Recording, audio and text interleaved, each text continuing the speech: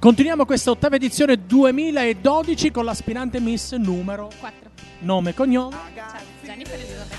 Ok, non ho capito niente, ma va bene lo stesso. Allora, senti, l'importante è che hanno capito gli amici a casa. Allora, età anagrafica.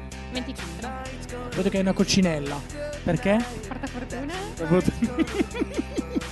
Porta fortuna. Bene, cosa fai di bello nella vita? Sono proprio curioso. Studio chimica e tecnologia farmaceutica. Una cosa proprio facile, no? Cosa vuoi diventare? Una farmacista?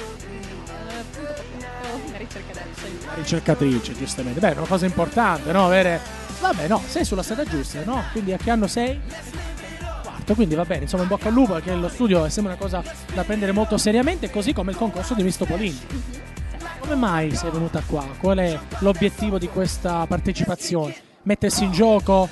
Ero curiosa in realtà, me ne avevano parlato e ho detto ma sì dai proviamo.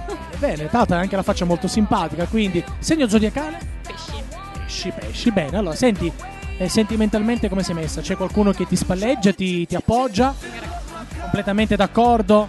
Sì, tranquillo.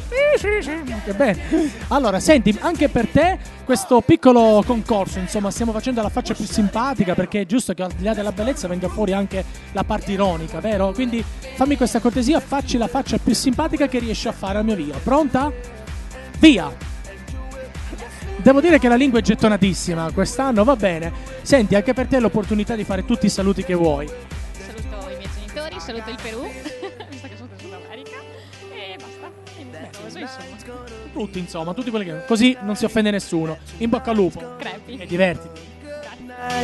That tonight's gonna be a good night of feeling.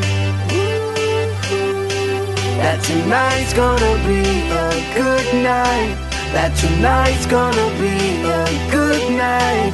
That tonight's gonna be a good night of feeling.